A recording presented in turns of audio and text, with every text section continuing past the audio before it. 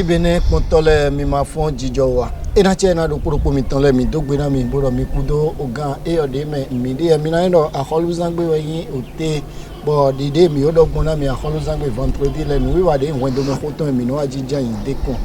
no vi mi ton tegbe ton leona asogba sedo aloma ko ndogbe na sunu po yonu po mi me ime bo yin wona nu wiwa mi ton bo bi wen mi no de kikan bi odo gbete kana de ton e de te si anzanje ndogbe na do poropo mi ton le mi yin lo adomo pe aton bo eno zendeji bo eno se ano e dosino eno de a disino cheme bo mena ko Victor se pe eno de ami olome dosino ne mi fongbon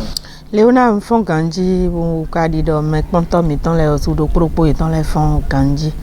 peto juro da gbe no de yin wana Royal TV bono pon le kabi e no do to le do poropo e ton le ndo be ji do we na yin yeton nga agbon fi wa do ndo fi je se pe ena chena mi Victor se pe sedo alomonokun ne sedo ndegbere alomonokun onogan ajiyan ne afongo aussi non avant fongadia ayant be Royal TV bene content le mais des zones d'auto Royal News FM le mais dans domi me bi sese bodo be ne do azakpe fe wi azano fe mi ono do mi fi do o gbeun no jenji nde mo no je gbeun ji mi gbeun aton le mi o wa bo le mi ga wa ni a chopo ke po na no e kon be we po na inu kon na do do ai to pe do shera ko teyan àwọn vi mo parun sun àwọn gan dondo e coronel wenuri àwọn mede ye re àwọn gan Royal TV bene pontole mi gogbe do na mi do pogo bodo ena che na mi kudo ogan de mi de mi me yin me bode bene to me fiole mi do gbe na do poroko mi to mi me ka yin me bode togo do to de pepe mi de bo nadu nanu lowe pon mi jegbe kabi azonde khore mi jegbe be kwa bo mi tama jagbe dogbe mi na mi o yipo jijo po mi kana so no to lo le me po jijo po bo na so go mi tole to me podo o jijo po tadagbe po o de kon mi na no de nu wiwa mi ton ho do be ko ton kon de te sin azanji e wen do sun si jo agbe me bodo kwede na do ena dasu yon si jo agbe me bodo kwede na do ena dasi afo tele ka de ka ko chobo ije fi mo nkan ton tele yegbon afo tele ede keka o modo gan yo di gan le ojo de me de din o jo lobo hena dasu hena dasi mina gbon fi ene le pe de do mi no mo bo jonjo jale ko de nu iwe kho me bu je kho aton me bo le ma ro de yi don ere ma se tonu be re razun kun ko sa o kun razun don bo fli de pe foto kun ko me mo no nga o fli azun ma ko le te ro po din agbele asi da do sino di o na dasi e dasi ga ro po do azun e don e do azun e dasi bo da do Leona ho ayin se do mia ho be na biya me mi de garo po ma be yi mi de ne ma do ho de o ye mo no dasi gbomo chenu kon we asi sunsi na dasi nu we bo do hwe bonindo ahodo hwe lo ndi do de na te fe awa we yo be nunyo e ho we na yin aka vo do hwe lo bo alonu de na de asi we do adasi kwa ho we ma nu ye ga nduma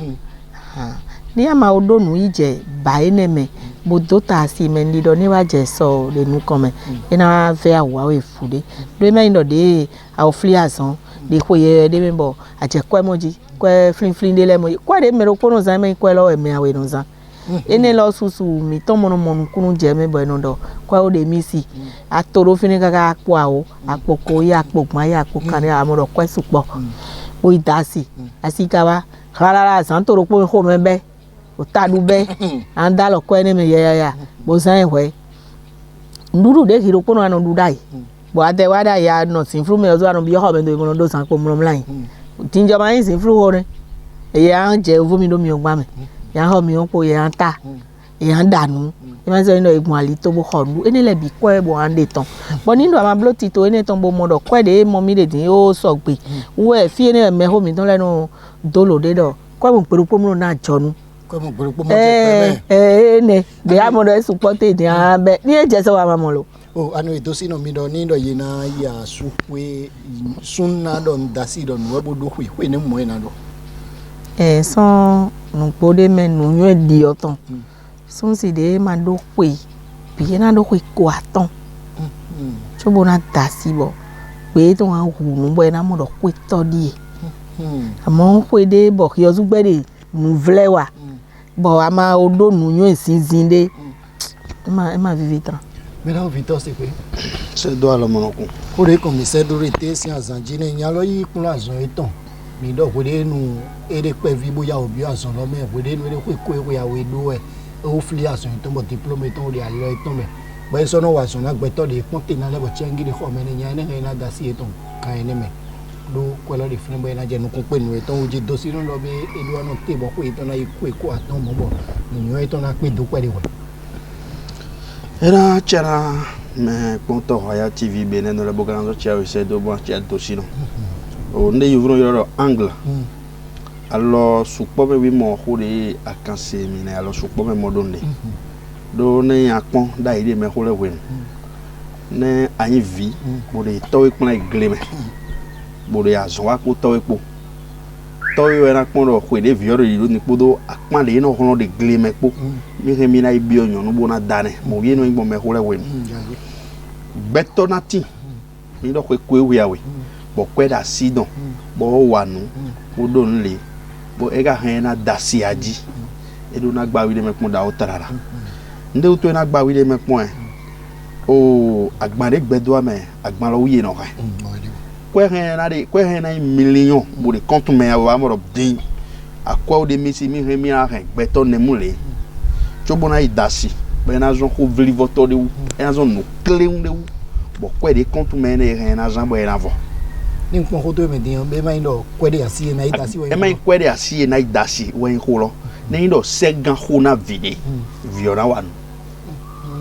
ne segan ho na vide viora era wanu aside no dane e mai ye mono jurubo no idasi ne sedo e moro gan lo ho ata jurubo idasi o a million he asiwe a ran planzon a ran don de alonu bona idasi o lo vide no die ne ari vio ba pon. Oh, mais de où do wendo eton le bo dasi o e khaya ka e do ne je fune o chef de chef foyer o foyer de fune we do gandenu ka bi mo yin ko lo de ma bo o yopo pe ka po we ton wo su o tete vava non ko ton de legbe ko gbigbo me ne kana pe we gbombo na re fune bo ira mo lo pe to de ne o hore do are ho dawe ma o do egbon bo patin ga egbon do gbon wi me ho le no do amo vidi le ti bo no viru po bo wa pe na do 18 ans lo yan do ko ele meji no e don le no mo ro nu le misi bo yo zu le no idayo mo ro kan aro ko me mo ngo no do ni jivi mi juro na mo vie donc mo e blood of virus santé de ji tro lo vilo e ren de wa gbeme to e don la union de bo e do na go alo ne bo e do na jivi dan na e je kun do mo ngo do me meji no le we no guide kun do mo ngo do parce vilo ma do blan de zo do khuna si de khome vilo ma do ga afonyo me de yi plan do khome ne e do yin me do ko wi ya gbade alo me o do ko wi 10 ans 20 ans o jigere don e no azu pete plan de yo baro agbode abaro me mongo en za khome parce meji to e no le yo e mo do ke vi do kpono we mi do na ya o mo vie donc cas particulier le ne amone mi tron cas particulier le di ne ayin sunu bojo agbe fi o we po bo ko yo zuna yin ana papa khodo me boni ado ko gbedo na wonu adona zian fodo come bo vécu nde no yoro amo gbezi ume bo kadwa no me ko legon borona pon opono de medie de zizaze don chado po media we atondon borona yoro ndo mi dashi lo comedy o mi o le mi na blogbon o mi o le mi na blog le wi mi na blogbon khore dossier no do da we ndo de ye do tempon lo do ko ekwaton ni a de fle azonde 18 ans bon 7 ans de pour finir aze boblo expérience de vie na e ha wa dagbe awe mais expérience de vie de do mi de tinye fune lo ni mi bi o tinye fune we ni kola si re mo yun de den na ibo na de gbeche du wan de yi wa do ko aton we Royal TV benesi meledo ma de gbedu we fide di mo we jijo na nyonu mi no egbede no ja o mu atogun na yo ko bude le de fide mo ko ijo e de na we yete do jeune de mi egbede mi na kan bi do combien de jeunes jonjo ja nemu we na mo kwere egbede bona de kwelo toju do fre bona do mi ablo expérience de vie bona kwelo toju do fre kaka bona do mi na dashi de 7 ans mais donc ne akpoi ne ma o henyon kan de boa woli na de come bo lazy cheche no do no de follow Ete utu ete blo funa. akwa de mo ile we ne nu ro we se gbedu na ne bo to po janu po gbe ya to po janu po so ya to po dosi po so bo we ne le no de mo bo e no ni you no de yopole you no do yopole po mo re yi Me la vito se. mais no glo ponto e no je no gigloji we ne no we so ma do na encouragement yopole egbe mi jeune de po mi egbe le on peut pas leur donner l'encouragement bon alors que yeni noter na temps pede ne yopole pour la jambe fli pe ma wande po ne a tedo me de ko on jeune fi de ko ne a tedo me ko me ne wa bo de jeune bo mo ko ne ya ya gba no de Ane dosino. Eva holo Leonard se gbe van holo mi wa de te si anji mi do be fiduna do kwede wecho bo na dasi. Ete utu ina no te bo na do kwede lo. Ete ba mi de bo do mo. Oh, chenu kwa wendo ndo Leonard boka ndo se gbe do ni kudo dio we ho de se gbe ya dio ma de takọ pepo. That's right. Amaso do ayopo de do be ni mere te do we to ni mo ho amelo. Ni mo ho amelo bo me. Yopole to pe. Mere Ne yeri no te ba do experience. Yema. Wa yopole to pe. Me se we. Ama tedo. Bo mo ho ne. E a je so ni melo do ma yin wa ne lo. Be ko su julo wa. E ma yin wa de koma. Ni melo do ma yin wa ne. Do ho de mo e Bi do fi mi yopole do ayin. mo yeri ajoa. Maçon pe ko plombier le, électricien le, ne ajoa bo yopole ton pe. Ça veut dire quoi? Ni da mo. Me mo ko bâtiment le me ja mo. Oui, mais Leonard ma ko se gbe we. Leonard ma ko se gbe we. San de di an do ho e me wo de di o kana e do be ni mo ho. Ni e mo ho bo ya bo nya de do be wan yin Martin. Ka yi ko ene nu we. Ko ene nu we ye wa wo so se pe gan bo ado do be bo pon nu ya be fi opo nu ya opo no po tin bo eyan. Bo se pe mo do e ma yan. Bo ken le na do be. Mere ma da o ma mna ya melo. Ko de an do aye ni. Ko lo de. Dosino ba mi le nu ko yi. Ete ye dona ya note. Do hwe do ndo hoda ibodo munyoe ama amodo se pe ayi gbe agbodo do be ohun do mo nkan to me de sunsi ma do hwe bo dasi ma do nunyoe lo bo dasi meji tole ye wenu wa ko alodo Yo go ko abipo. wa supo asupo bo ye nu ayin mekun to ohun do ene tan ohun ene nu aside dabo e wa de pipon do be asuyezi mele jijo wa ele bo ye no aye na vo akide fo aye je ya ye na vo ado hodo fo aye je mede ya we ne nu amodo kunkun no je tintin jibo we ne nu yonu ene de ye wule bona bo e dawa bo do be fi mi ton si asi amodo e ma so na je asu o mele siji fi de tu kla kwendo meton le e no blessone ni do yo sun si aka do nu nyo e bo ado nu le anu amiede bo aside ada osu do asu do na do nu nyo ba si na do nu nyo bo mi me awele medie de di do medie do na de wude mo de ho de do e de lo me e me do mi do kwe bo kwe de ma de ta mi bo mi do kwe bo kwe lo na do mi cho bo mi na ida su bo da si Ni po ko mi do me bi asu di da si di da me yopo yun de. e me yo pa ho E me yopo ho Victor si. Gbebi. O dosino gbe bo do ko de do. Ngbe. Yopo ho. amoro video don de infinite ama mo e ma fa we da si Kabi. e ma fa we bo mfodo amo lo kere alo de Mo de gojo e fa ko bo mi wi alo ko ne. e ma fa Nu ejo. Okare. Te so si meto. Ye fo bi ye. Ya bo mi le ko yi de o mi to me. Vi sunu. Bo yiro ngodu kwe. Ngodu ne padasi. Bo yiro ndo nu he de ko o de sa me bo. Hodu asisuno lo ahon bi o ni ko lo. Ya si we na blo. No kwe di ma fun e de dosino de ma te kwe nu yo lo ma o ibaje mo. Ndo ni panu ko ta sa e bo. zani ere do mi kiso e so kiso pe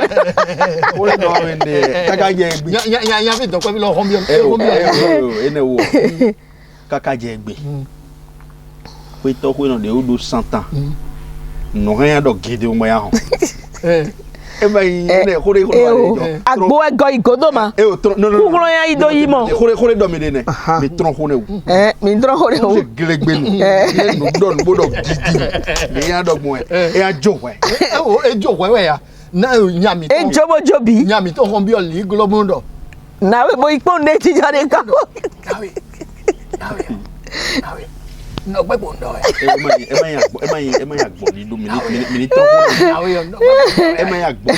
we ye ne lo ko e do sino do ko jo ko ye do gbeto do na do ko e dandan we bo do na da si ni amado ko bo da si yo no vle no ko do wi no yire asizi no kuma de asimele ozuzi no kuma do ni amado agbo de bo do gentride ya ai ja sizi famille me o no vle no ko de jan ga yima o alanji no to abara metodi we jan na yire asiwe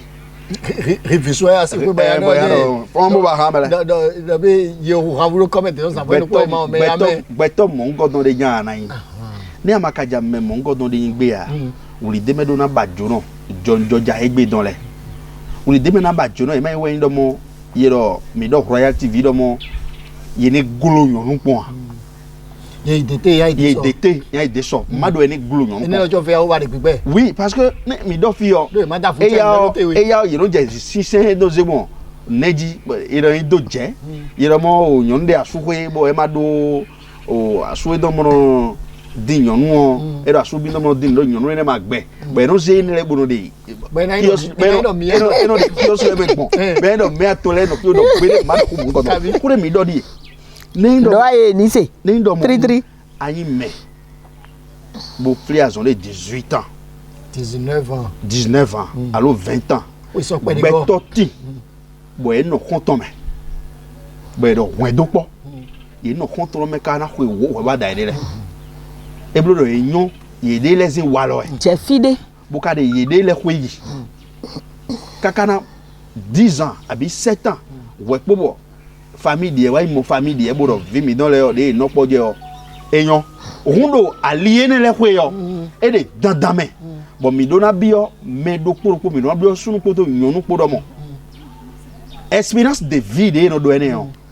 no we bo no besoin to moi ba no besoin to ne di ama ka ho bio mi webo mi dike mi pondo gamelo wo akodo o sende dona mi ni aso mi ton ko Royal TV Benin poto le mi do gbe na do poro mi ton le bona gbon fun club na do gbe na fan club ko do me ko sin o mele beto mejo me de le de pe ene gbegbe yun beto sin o teme boyon afoze tin beto to boyon kan ko do beto mi do gbe na do poro o mi ton le bona do ni ndo mi ka de wo sinza mi ton le me wo egbeto le na mo de me yo le ndedo e de mai no to kuno sin to meje ni mi ade wa lo de le wo gbeto le na mo do ite wa yo le wa na mi kade mi fomo yo le wa chiwo mi gbeto mi gbe po de le a be mi ndi ojijo po nkere ina ze Royal TV Benin si opo lo bi pata daga jere de no so bo mi no yi agbaji na fa ejere lo e so de no wa mi ton ko de mo ko ton ji to si no atelo eje mi si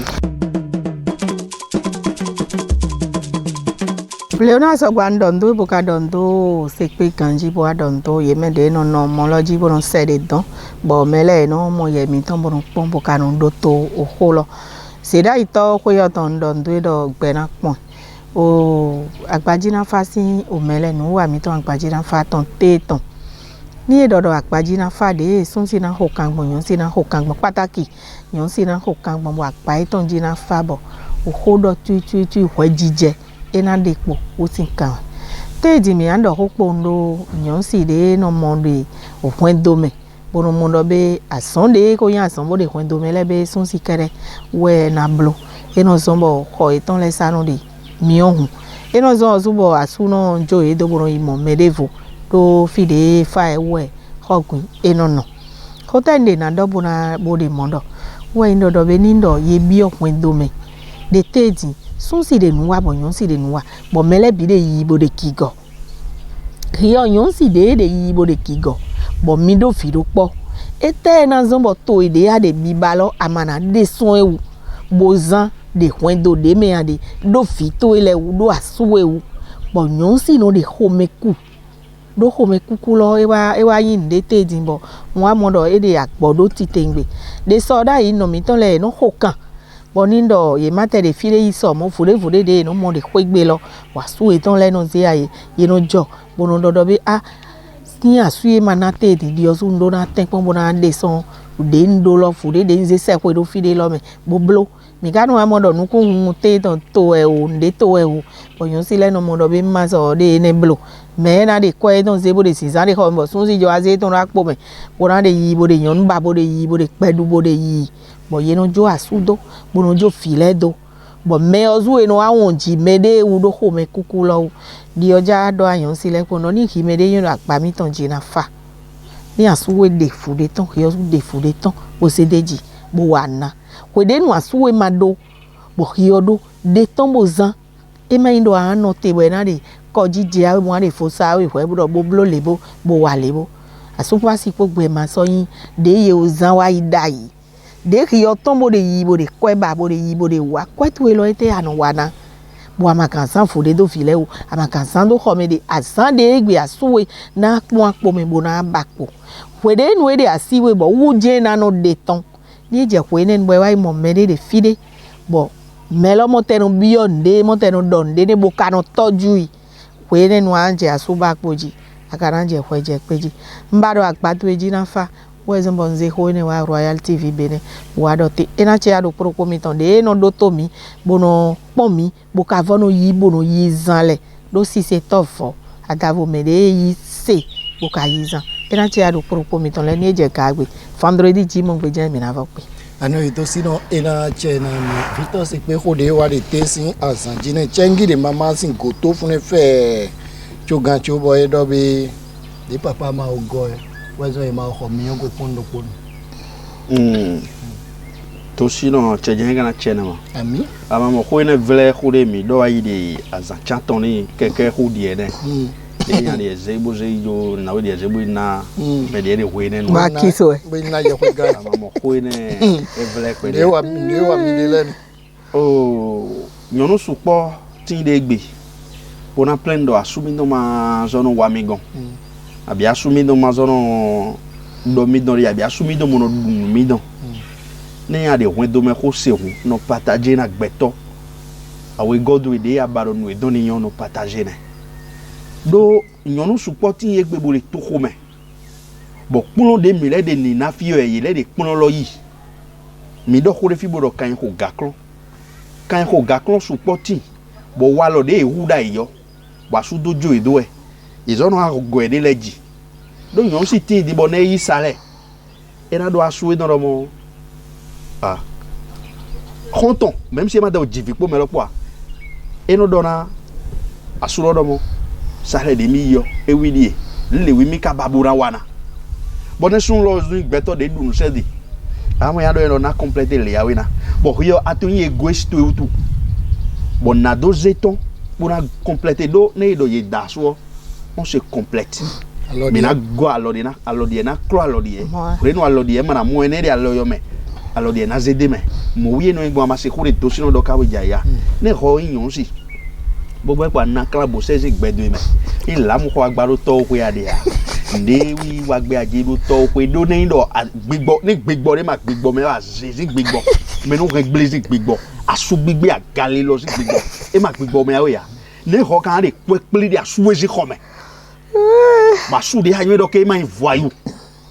bonado de do awe alo pondo poton bo zado vile u baro papa mi wa ne ya go alo amenozo ni gbigbo yen la kan de ma gbigbo abiku si gbigbo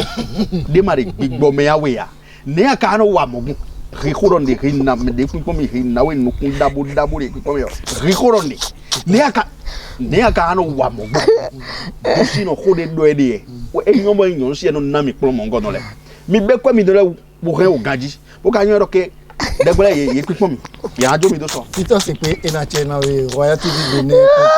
ko na do pro ko mi le bi me me bro do to news FM Royal le mi do gbe na omi bro be agbaji na fa mi ton te ton fide to sino egbon e pro ko mi ton le ni ko ma je to kuno sin to me ena wa dagbe na obene to mi ton do mi nyonu le e ma yin din vile we no bezon o ni nu bo tin ni e ma so we bo ino black we ro goto bro de goto fune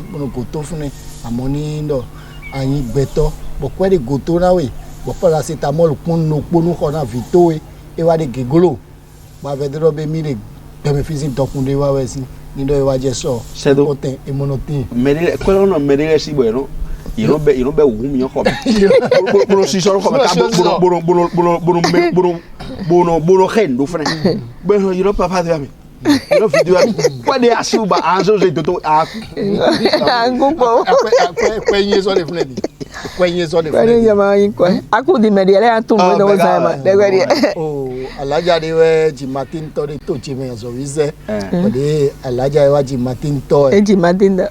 E wa ji adoto ko ifiji gbe ji Martin to. E ka do chengi lo pe de we ri khome. Bo do viele vi me gon le fune bo ni re zi honga me de bo je yi khome. Don bo ize ndi ami. Ni do me lo blo cheju do po bo inche ro po dawe no apa do kokoro mi o. E mu kokoro wa o. Kokoro mi o. Zi honga ji ami. Ko alaja ja yi wa ji Martin to. E gbe de come mo mali le di mo go gran gran e. Vi pe vi ro po zi honga bo do Kokoro mama re o, mama kokoro re o. Mu kokoro mi, ene se kokoro mama ga zo i kokoro. Gba kokoro. Ni afe to ni mi le dokun pe fi ton de wa bode ni blow fune. Bo sin kwero go to bo. Fi jan ajo bido. O to fi ole mi tom dan go bo. Pe tom dan go. Mo to mi no. Tom dan go. E mo be ayon le to ko be. Kwale ma di o si E vi. mo wale. Kwale ma di o si vi ni pe ko si ya. Ni asose nu to e lo su bo kwe ma si je on di do kwe lo la yo no gbon me kwe su e hun no do kwe mi si Oza. no do kwe Rosa kwe. Abi kwa na isi ko credit ko bo yura so zo go. Be iru bi pe me chirun. Pero kume. Ne me bi adi di o e. Aro bi pe me na ku ya to. ne Ne e da na ku ade bo bi pe me. to se pe ko de nu ase wa mo no viti credit lo ba ile ne allo allo Do e da mo credit bo yura ku bo yura to e yura no e. to Gaga. Waya TV bene potole mi to pe na mi leko zon agbaji na fa ko tade komide de tesi azanjie ne ye ka nogbon tito teleji egbon keke ka boyin asidato de ngo plan zon chebo flika ngo yu ko me bo pe de ma o ta mi meji to meji no zan kwedo ye ba ki yo de aloje me be di ngena da si je karo po aji bo mi de o bo de nu ke de o gble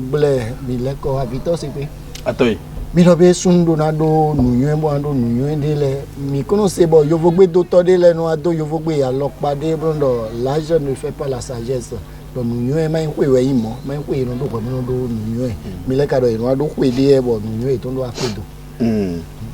no bo ma ne do ayin we po ayin to fe hun to de bo pa we no no bo ko jo do pe mi wa bo do pe mi ye mo fon po mo je moto an ko gbe to supo ahan ado kwe lo tubo ma ama do nuyen kwe lo don we ndo ide de mediele de biblo bongo do ko ne do ko medai ma ne aba na yin meho le we no kodo pito se pe no te manda fo lo ko de job ana apajire din ne na yin chofe hun kun to ero hun kun to de wo gan ana yin photo ri to din ano me no de da ile gan aha bo ni ro akara yin o sun de yon blo ganji de zame me no ko na ko de depe o 20 me we no se depe en ko le amodai amo atelier dans file non atelier dans ma team mais jeune les gens no formé yedele dai de mi de depe me amo iro ya iganse gbo ya yagbe abi ya so po itonu fie ne we mehole ye me de o no wa we don gajile me de mo do a yo pele le village de wo no ekun gbangana do ne gbangana do de no ko duwe ne de no do sura beji de ifila ogoto de yo oguhoje hun me de mo no pon me de ne me de do experience le pon we no ade ho do de megone do ye mo no pon we ne me hun do le lo we be ni pon ko to me de no yi ba do de filo de a do ko mo mi ko le fo do ne go dalo no no people me de so no be ma yo ho do ayon experience we ma e do fire anze ho golo ayon le boya yo message yen fune ah oui mi na le ko ene ko ni asale mo dia no to si no ko de ko mi de tesi azantie mi do sun si do na je ba de me bo na yon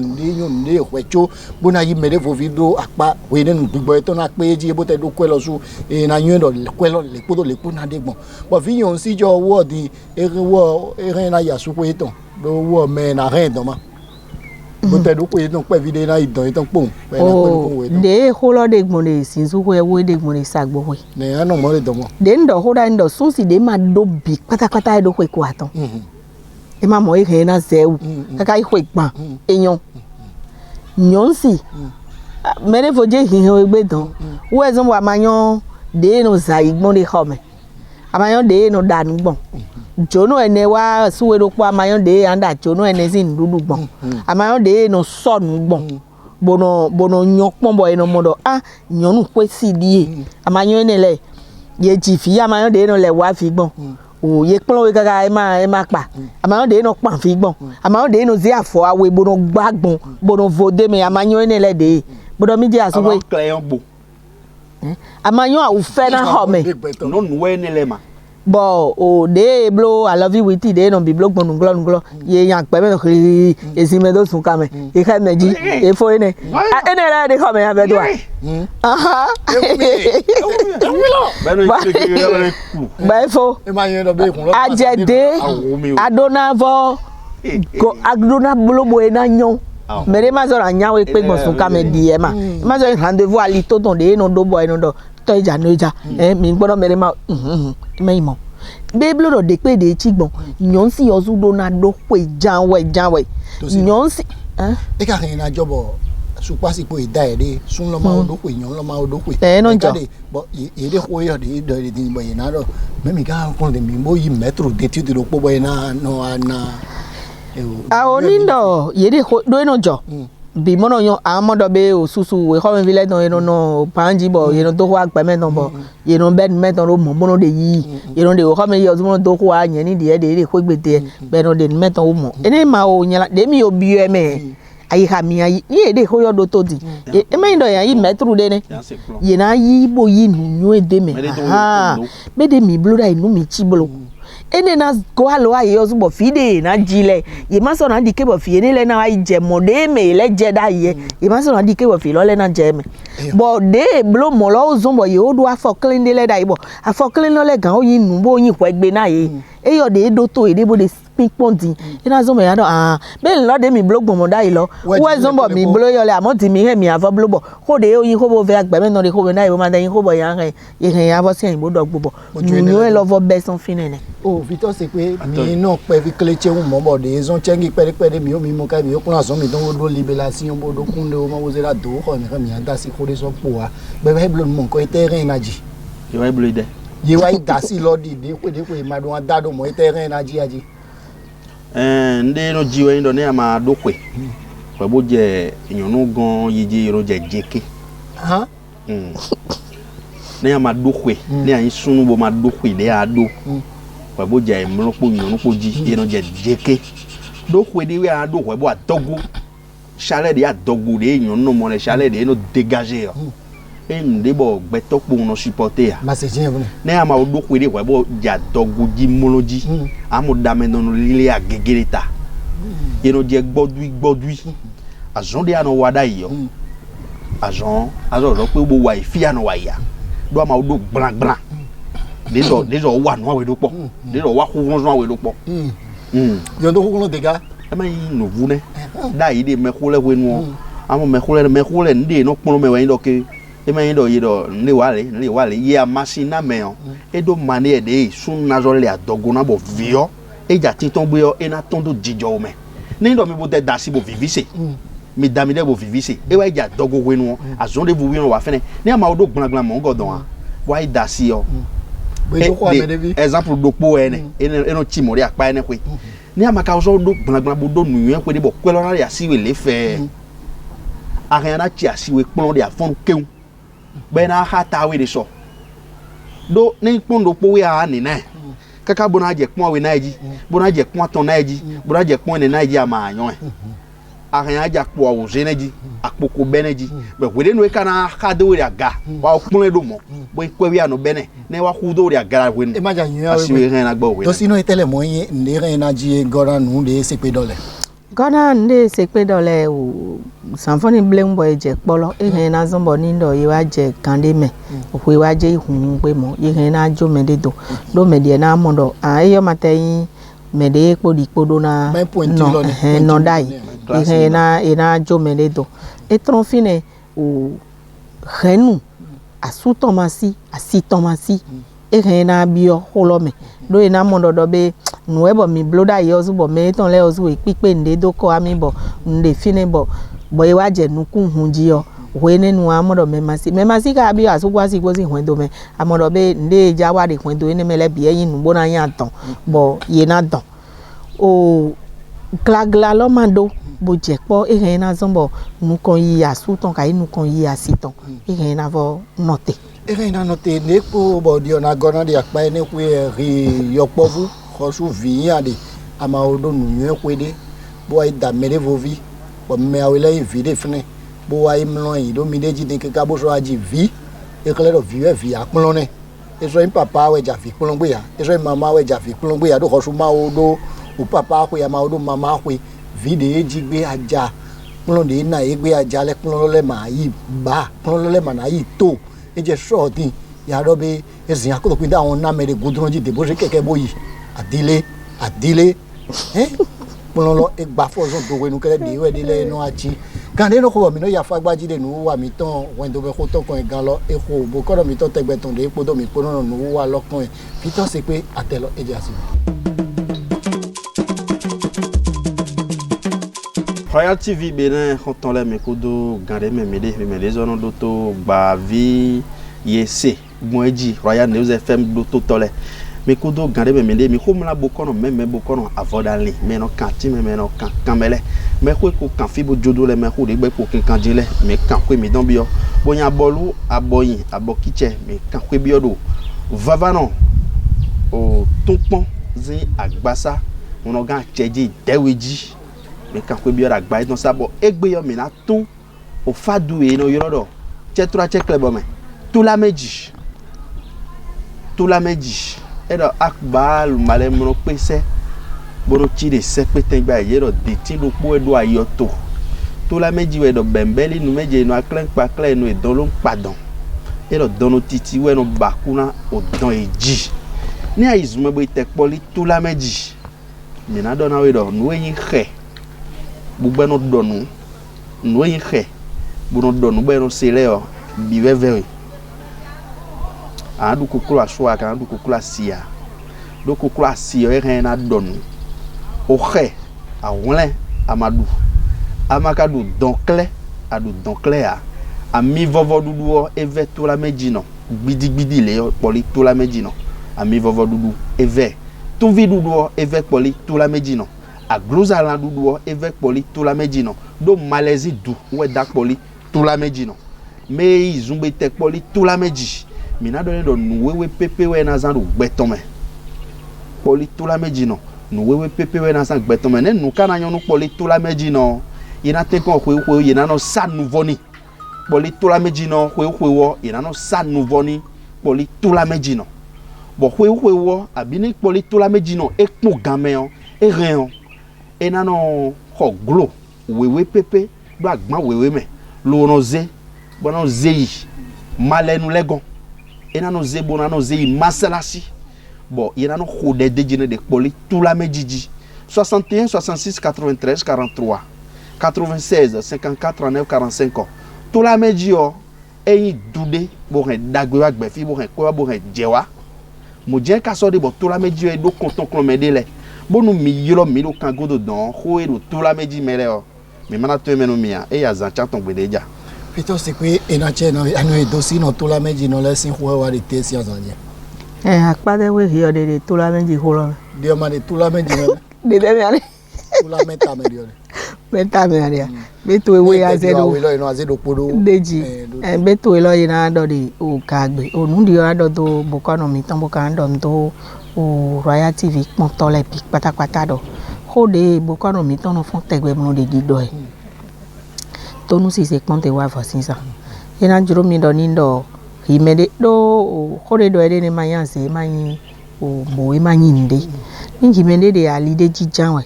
ina juro mi do be ani ponko to bo pon do be to te ga jo mi bo ne mi ka no de pelo me fi bo e ponte ne mi do nindo akpon lo le kaka ano mo do be ndele bo mi no do vona be no zo bo mi no de nu kon ibo mi no de ko me vono le no de ko me vono le wole po mo ade di do we mele blo le ama o ya mo no amegbonte ya do de amegbonte nde hi ozuka do na blo bo ama blo lo be de akoba yin we lo de fin ni no hi oyin wa hide janwe o de bo kono mi ton do ina juro mi do pro po mi ton le ni to kodo nínú komiton ni wole ayo ena chena mi ano eto sino dide bokoro mi ton edogbon de tesin azanji e mi me yin me bo won na Royal FM bono monle mi dogbe na dokoropo mi ton le odo to la meji no le dide bokoro mi ton odogbon to mu sise inu bo konte un avosisa ero nu wewe nde de khemi o khele dudu eglo mone edo dine bo ado je ne me checha nga khe ton kere nu yon duwa mi le ya ka dudu we dipo ko maka zonde do ne mi re tendo do ko lo me ni aka se tonu ndudu de mi no duwe udenu fi owe vivide wa yin suwe ne le pere de toto eji mi khosu amara wa nle wa pe tole de bo agbe seke to pere ya amaga blogbon modi aro tan mi ton de mi o na ton do po o chi gba cha nu fun mo pin pon mi we zo ma yinu kan tan to lo su edo e ton do bo le pon ma yo le pon ne ho ka tan we le mi pon ne yisu de fatu eji e dagbe na tin na we nu wa mi ton agbaji na o fagbaji ton fi de mi na do te do e fi loje mi de Royal TV bene pontole mi dogbe na do poropo mi ton le mi me mo no to mi de News FM Royal jile mi dogbe na mi bodo nu wa wen do me ko ton de mi no no e konde a holu zangbe vendredi le be mi je vivon de te ton kon hota de kon o midi wen o jele teme we sun siglegbe nu kadasi bo remede vovi bo asabu bo awabu nkodo kwepo won pe bon dasi awo we tele me mo we ka mondo bo gbigbo metan e pe agbon mo nkan ton jibo e re ajibo mi de nu kan yi do de me pere anu e do si no o mi be nde nu mo nkan ton no jida elebo mi o do kekeka yi ba yi do o rara de me fune bo ejo bo vito se pe na pa jire de dai bo do fi do po no we be do vi che vi do po no jiwe ya o ji vi bo na pa vi don we wa tron vi bo ere mo do bo yo po wu ko fo ton nu kunu po me vi ye ikpla o mama we gba me viva ni bro je ji we anda mama lo ku pe de nya vi don pe bulo e kan ya zo do nde bo ba don ba ne o Leona jenu ko we mi ma zo re gba ene me ni ayi pipe nde lo koji ayo po re ni e ya gbe awo dohun ya we ma zo re gba ene me bo ni epon se pe odo kwede nu ku lon to ma pe nloji bo ize awe jeke aje ade re aje jeke ma mama ene de na don do koji afi ni bo ni yi pe nu gbogbo yi we ri osu pon pe dezo de de fini ni ya re helikero tare pe dezo de e ma so de pe de bo ro wo ma do po ya de pepe de fini bo pe ne nu ni ede nu ko yi kaka bo ade mi mo de gbe lo de chichi we ne nu ya do be mi na ba me de ba mi don me fini singidi lo no beson ne Vito se pe do ni no pe lo ma ibaje fide na ibaje adobe rin na zombo sun lo de ina plan si egbon e mana pe ugbon mo ade alo do kweme bo amodo be asi die nwene die bo ade kwezejo bo mi ka ade yi mi me awe de nura yi epe atan bo holeje kodona epe ene bo holeje wiwaji bo de kiklo do de yi do ewe apan lo no de pinpe me do be no de sise o ko ene nu tan do po de ho ade da yi bo de kwemo bo de apo a ozejo gbangba lo tan lo jan gbe po de kiko o ki do po lo jan de ade iwe won ya ma pe awe dan do po lo jan gbe po de kiko ma be blodo e wande e ma so hiro pono de tan de yo de kiko bo de kwemo e ma so hiro pono yon lo blo me de vo yon blo huwe boya me ne fi de ano mo gbon dai bo mo change le me de vo le vo yon blo bo vo yi bo tan do po lo jan ka fon o hiro kwelo ma so de pozu kwa do po de ano mo dai bo me awe don duwa je me ne ko ene nu lo ko wa ma ano zi apo awojira ya je apo atan azandele awa bo yan ro aporo po mi mo na we yi bo do we na singidi no be wa kwa no be ri comment gba yi bo ka di mo do tan o Vito se pe asupo asipo bo nyalo oyin won na vi lo kakaka buka ko mi wa yo di bodo o de do mi di e pe lo ma oyin ba wa do afi lo je ni note ni gudo suru pon mi pe de do mi gbe na le mi de me pon pe de bo vi ka je ma bodo fi de mi oyin wa ne je do sun de vule de tete bo na da mi aya o gbogbo da do de vule on o face ver de pression zon ko do me yon no nya bi agbon won me ko ma ke jin mo do lo nya lo fli asun do me do le kan me nya ne yon yin wa we bo mo ro batali de vo de batali me bi o bo mo ro we cha to de di o amo you know si ren le kaka wu ne gbo fi aiso ya jinyo un ke jo no go bo nu ke amo no ko me be no do fi obo yin ko no ro do vidoma ese fini ne no we je wa ido as koto do jiji le ma yan si ne na ron ya de hu ya ron yi e me mo yan do asijo wa su pe o asuwe de ne do de nyonu mo do jelo e clan pe de fene bo ti alo ji fene e mo do je jonjo ja gbe mi ton le de fo de go ho mo nso me don e mate mo ko ayi no imagine o me do le go do mo de mi fi na dogo mi de mo de mi wa ma je mi ko no mi no aho mbla ho e se ti da si ne nga bi o da si ne ne ga ri mo ti mo we nyo do ne nyonu nyin wa we igbo igboje ne gbe wa we hu achuwe asi no eji wa je ado gbade we mepon e ma ko mi no ya se wa do mi azo no te pere go